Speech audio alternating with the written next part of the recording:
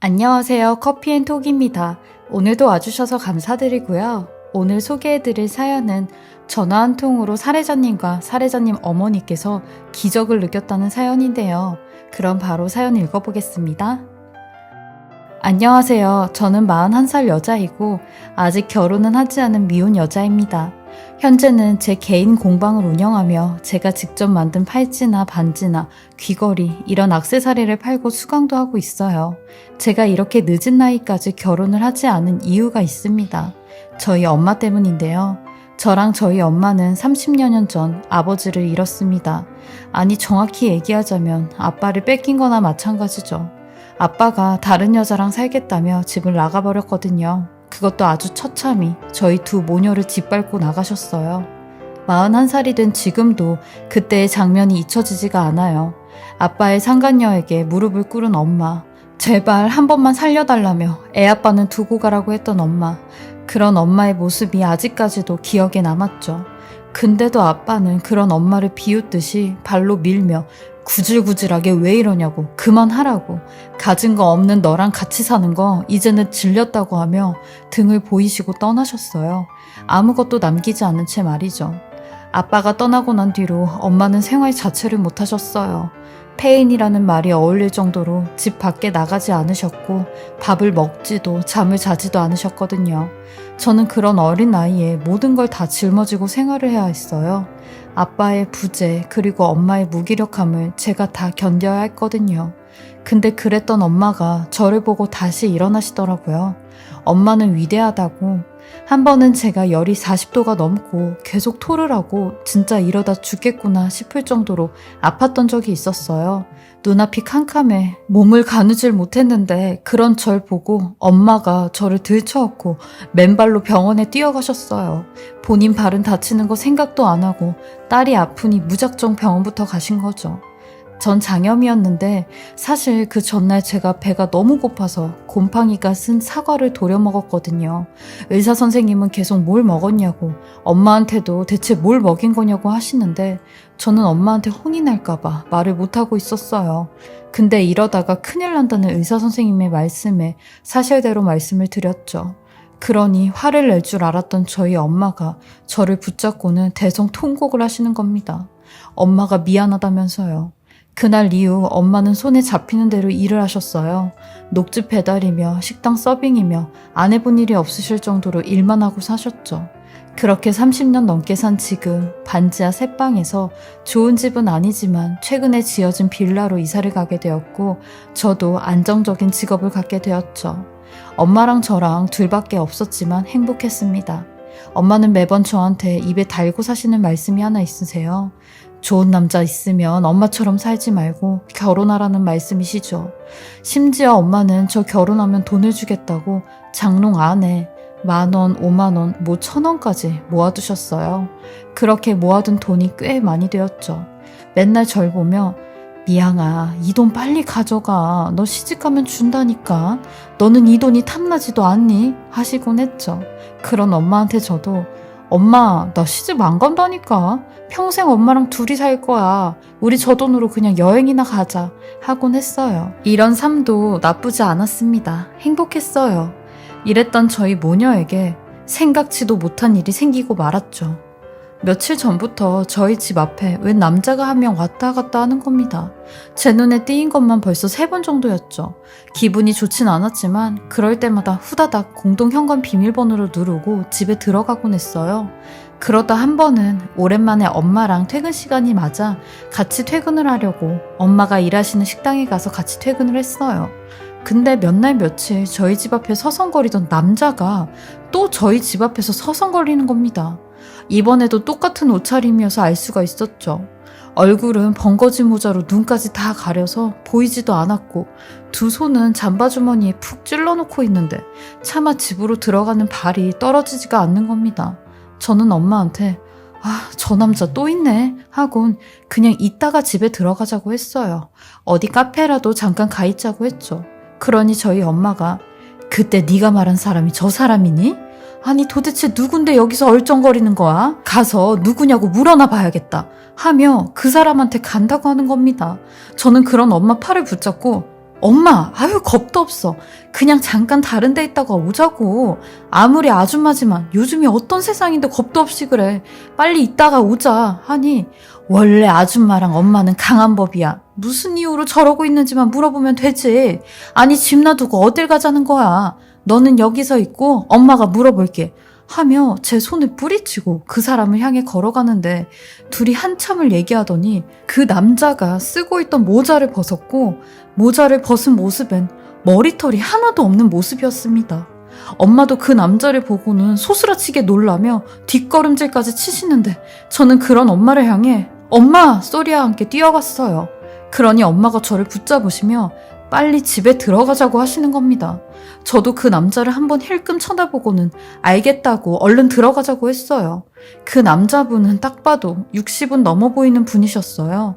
저는 다급하게 공동 현관문 비밀번호를 눌렀죠. 근데 세상에 그 남자가 제 뒤에서 제 이름을 부르기 시작하는 겁니다. 저는 너무 깜짝 놀라 뒤를 돌아봤고 그 사람한테 누구신데 내 이름을 알고 있냐고 했어요. 그러니 엄마는 그냥 빨리 들어가자며 제 팔을 계속 끌어당기셨고 저는 멍하니 그 자리에 서서 그 남자를 쳐다봤어요. 그러니 그 남자가 미영아, 아빠다, 아빠. 내가 네 아빠라고. 이 아빠가 너랑 네 엄마를 얼마나 찾아다녔는지 아냐?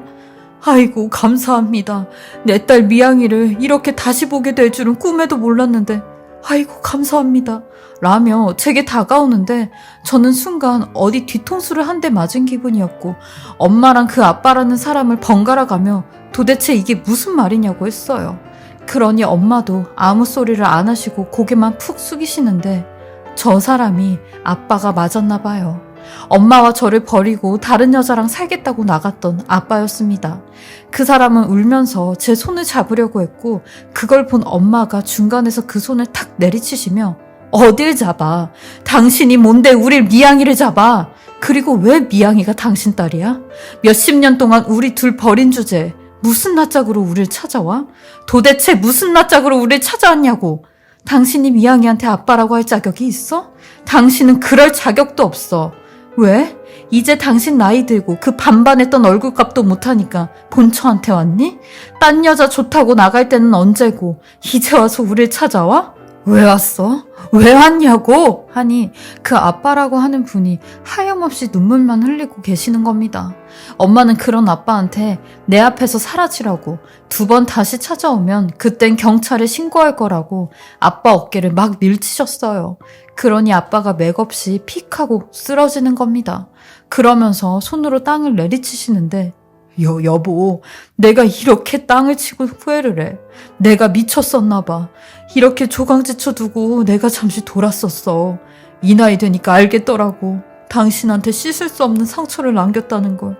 그래서 내가 라며 큰 한숨을 쉬시더니 내가 하늘나라 가기 전에 당신하고 우리 딸 미양이한테 용서를 빌고 싶어서 늦었지만 이렇게 당신 앞에 나타난 거야. 라고 하시는 겁니다. 엄마와 저는 흠칫 놀랐지만 아무 말도 안 하고 있었어요. 그러니 아빠가 나 폐암 4기야. 말기암 환자라고 라며 덤덤하게 말씀을 하시는데 엄마가 먼저 아빠한테 집으로 들어오라고 하더라고요. 밥이나 먹고 가라면서요. 처음에 그런 엄마가 미웠지만 한편으로는 이해가 갔어요. 사실 엄마는 30년이 넘는 세월 동안 아빠의 빈자리를 많이 그리워하셨거든요. 세 식구가 마지막으로 한 식탁에서 밥을 먹었던 게 언제였는지 아빠는 눈치가 보이셨는지 밥을 먹다가 몇 번이나 사례가 들리셨어요. 그렇게 아무런 대화도 없이 침묵 속에 식사가 끝났고 아빠는 한 손 가득 약을 드시더라고요. 이게 워낙 약이 많다 보니까 헷갈리고 한두 개씩 빼먹고 그래 하며 멋쩍은 웃음을 지으셨는데 그 모습이 뭐라고 가슴 한켠이 쿡쿡 쑤셔왔어요. 살면서 가끔씩 아빠를 만나는 상상을 했었어요. 아빠를 만나면 가만히 있지 않을 거라고 왜 엄마랑 나를 버리고 딴 여자한테 갔냐고 난리를 칠 줄 알았는데 저런 아빠의 모습을 보고 왜 가슴이 아파오는지 이런 제가 미웠습니다. 그리고 아빠는 힘겹게 입을 떼며 사실 지금도 병원에 있어야 하는데 병원비가 말도 못하게 나와서 어차피 연명치료도 안 할 거니까 그냥 내가 나간다고 했어. 죽기 전까지는 자유롭게 다니고 싶다고.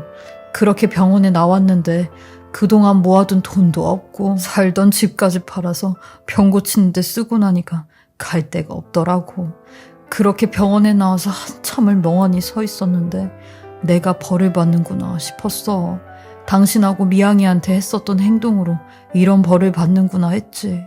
그래서 당신한테 미안하다고 용서를 빌어야겠다고 생각하고 예전 동네에 가서 당신을 찾으니 동네 분들이 어디로 이사를 갔는지 알더라고. 그래서 이렇게 찾아온 거야. 그동안 당신이랑 미양이 가슴에 대못 박은 거 정말 미안해. 내가 이렇게 사죄할게. 오늘 당신이 해준 마지막 밥 잘 먹었어. 이 밥 때문에 가는 길이 외롭진 않겠어. 라고 하시는 겁니다. 그러니 엄마가 눈물을 훔치시더라고요. 아마 저 눈물에 모든 게 담겨져 있겠죠. 증오, 미움, 연민, 동정. 그렇게 등을 지고 떠나려는 아빠에게 엄마가 그래서 어디 갈 데는 있는 거야? 집도 절도 없다며? 그냥 밖에서 있으려고. 날씨가 그렇게 춥지도 않고 어디 공원 화장실이라도 들어가 있으면 될 것 같아. 라고 하시는데 엄마가 그런 아빠한테 안방을 내주셨어요. 화장실이 딸려 있으니까 편하게 쓰라고 하면서요. 아빠는 그런 엄마 앞에서 오열을 하더라고요. 그리고 나서 엄마랑 같이 잠을 잤는데 엄마한테 물었습니다. 엄마는 저런 아빠가 밉지도 않아? 저렇게 엄마를 버리고 떠났는데도 아빠를 받아주고 싶어? 하니 나도 내치고 싶지. 당장이라도 나가라고 하고 싶지. 근데 내 마음이 그러질 못하는 걸 어떡하냐. 악하지가 못하고 저런 거 보면 마음이 약해지는 걸 어떡해. 60평생 넘게 그렇게 살았는데 이게 한순간에 바뀌겠어? 하시더라고요. 이렇게 너무 착하기만 한 엄마가 싫었어요. 근데 엄마 말대로 엄마 성격이 저런 모습이 우리 엄마인 걸 했습니다. 그렇게 시한부 아빠와의 한 집살이가 시작되었어요. 아빠는 뭐라도 돕는다며 엄마랑 제가 출근을 하면 설거지라도 해주고 빨래도 개어주곤 했어요. 그렇게 보름 정도 되었을 때 엄마는 그런 아빠한테 병원 치료는 진짜 안 받을 거냐고 했어요. 그러니 아빠가 고개를 절레절레 흔드시며 내가 내 몸을 더 잘 알아. 내가 운명을 다할 때가 되면 당신하고 미양이한테 폐 안 끼치고 조용히 나갈게 라고 하셨죠. 그 말씀을 하시고 딱 하루가 지났을 때였어요. 저는 밀린 작업 때문에 작업실에서 일을 하고 있었는데 엄마한테 전화가 왔죠. 미양아, 지금 가게에 단체 손님이 들이닥치는데 엄마가 퇴근이 좀 늦을 것 같아. 그러니까 네가 집에 가서 네 아버지 저녁밥 좀 차려주면 안 될까? 라고 부탁을 하시는 거 흔쾌히 알겠다고 하며 집으로 갔어요. 집에 가니 깔끔한 아빠의 성격처럼 현관에도 아빠의 신발이 곱게 놓여져 있더라고요. 저는 그 신발을 보고 아빠가 집에 계시나 보다 했어요. 밥을 안 치고 반찬을 그릇에 담고 아직은 어색한 아빠를 안방 밖에서 불렀죠. 근데 아무런 대답이 없으신 겁니다. 주무시고 계시나 싶어 노크를 하고 말씀을 드렸어요. 아버지, 저기 밖에요. 반찬이랑 식사 다 차려놨으니까요. 이따 진지 드실 때 밥통에서 밥만 퍼서 드세요. 전 다시 나가봐야 돼서요. 라고 했죠. 전에 같으면 아무리 주무셔도 제 목소리에 문까지 열면서 알겠다고 고맙게 잘 먹겠다고 하시는 분이 아무런 인기척이 없으신 겁니다. 저는 그런 아빠를 뒤로하고 집을 나오려고 하는 순간 갑자기 온몸에 소름이 쫙 끼치는 겁니다. 그리고 현관문 앞에서 별별 생각이 다 들었는데 혹시 아빠가 의식이 없으셔서 대답을 안 하시는 건 아닌가 싶은 생각에 다시 안방 쪽으로 한 발 다가갔어요. 그리고 안방문을 확 열었습니다. 근데 안방에는 제가 생각했던 것보다 더 기가 막힌 상황이 펼쳐지고 말았죠. 세상에, 장롱 속에 있었던 옷들이 다 꺼내져 있었고 서랍 속도 물건들이 다 나와 있었으며 침대 매트리스까지 다 뒤집어져 있었어요. 심지어 안방 화장실까지 초토화가 되어 있는 상태였습니다. 그리고 아빠의 모습은 흔적도 없이 사라졌고요. 근데 제일 먼저 떠오른 게 장롱 깊이 엄마가 숨겨놓은 돈다발이었습니다. 저는 육성으로 안 돼라는 말을 하며 곧바로 장롱 쪽으로 뛰어갔고 장롱을 전부 다 뒤졌어요. 하지만 그 돈은 보이지 않았어요. 아빠는 엄마의 피와 땀이 섞인 그 돈을 가지고 호련히 사라졌습니다. 엄마한테 전화를 해서 이 상황을 알려야 하는데 차마 전화를 못 하겠더라고요. 아빠한테 한 번 받은 상처만으로도 힘든 엄마였을 텐데 또 상처를 받게 생겼으니 차마 전화기 버튼을 누르지 못하겠더라고요. 그렇게 한 몇 분 동안 멍하니 주저앉아 어지럽혀진 안방을 보고 있었어요. 그러니 도어락 소리가 들렸고 저는 제발 아빠였으면 하는 마음에 안방에서 나와 현관 쪽 문을 봤어요. 근데 역시나 아빠는 아니었고 오지 말았으면 하는 엄마였습니다. 엄마는 현관문에 있는 아빠 신발을 보고 네 아빠 식사는 좀 드셨니? 하고 들어오시는데 아빠 식사부터 챙기시는 엄마의 모습이 가엾기만 했습니다. 저는 입이 떨어지지 않았고 엄마만 쳐다보고 있었어요. 그러니 엄마가 왜 그렇게 멀뚱멀뚱 쳐다보고 있어? 하며 제 쪽으로 오셨고 초토화가 된 안방을 보고는 그 자리에 주저앉으셨어요. 아버지가 아니 그 미친 인간이 엄마가 모아둔 돈 5천만 원 그거 가지고 달아났어. 내가 이 인간 진짜 가만 안 둬. 지금 당장 경찰에 신고할게 했고 곧바로 경찰에 신고를 했습니다. 이 인간 아주 지옥에서 생을 마감하게 할 거라고 난리를 쳤습니다. 그리고 딱 2주 뒤 그렇게 기다리던 전화 한 통을 받게 되었습니다. 그 전화는 경찰서였어요. 그 인간을 잡았다는 전화였죠. 저희 두 모녀는 그 전화가 마치 기적과 같다고 생각을 했고 하던 일을 다 제쳐두고 그 인간 낯짝을 보려고 경찰서로 갔어요. 저 멀리서 그 인간의 뒷모습이 보였고 그 인간 옆엔 어떤 한 여자가 앉아있는 겁니다. 그 여자는 30년 전 아빠를 데리고 저희 모녀를 무참히 밟고 간 여자였습니다. 저희는 경찰서에서 모든 사건의 전말을 듣게 되었고 경악을 했어요. 아빠라는 그 인간, 뭐? 폐암? 말기?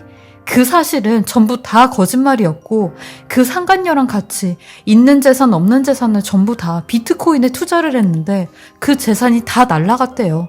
그래서 대부업체에 돈까지 빌려 날린 돈을 찾으려고 했는데 그것마저 잃고 마지막 희망으로 저희한테 온 겁니다. 그것도 암이라는 동정을 사서 거짓말까지 하면서요. 근데 운 좋게 저희 엄마 장롱에서 엄마가 모아둔 돈을 발견하였고 그대로 그 돈을 가지고 도망을 간 거죠. 그 얘기를 듣는데 정말 하늘이 무너지는 줄 알았습니다.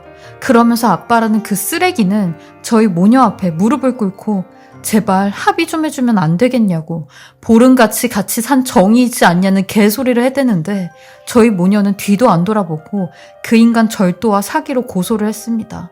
지금은 재판 중에 있고요. 이곳저곳 알아본 결과 아마 저 인간 그에 걸맞는 벌을 받을 거라고 하더라고요. 아주 다행이라고 생각했고 안도의 한숨을 쉬었어요. 저나 저희 엄마 인생에 저 남자 하나 잘못 들어와서 신수를 이렇게 망치는가 싶었는데 제대로 된 벌을 받는다니 아주 속이 시원했습니다. 살다 별일을 다 겪게 되었는데요. 저희 엄마도 이번 기회에 눈빛이 좀 달라진 것 같더라고요. 항상 좋은 착한 마음으로 정만 타는 소리를 들었던 엄마도 이제는 호락호락하게 당하고만 살지 않을 거라고 하셨어요. 이런 엄마를 보니 저는 더더욱 시집을 못 갈 것 같더라고요. 저라도 엄마 옆에서 엄마를 지키면서 사는 게 제 몫을 하는 것 같았어요. 저의 기구하고 기가 막힌 사연 들어주시고 읽어주셔서 감사하고요. 요즘 같은 때 다들 건강 챙기시며 별탈 없이 지내시길 바랍니다. 지금까지 살해자분의 글을 읽어보았는데요. 와, 정말 아버지라는 그 사람의 실체를 알게 되었을 때 얼마나 어이가 없고 화가 나셨을까요? 살해자님과 살해자님의 어머님의 그 착한 심성을 이렇게 고약하게 이용하셨으니 그분이 저지른 일들 톡톡히 죗값 받으리라 믿습니다. 힘내셔서 재판 잘 하시고요. 좋은 소식 있길 바라겠습니다. 지금까지 커피앤톡이었습니다. 오늘도 제 채널을 봐주셔서 감사합니다. 저는 다음 영상으로 또 찾아뵙겠습니다.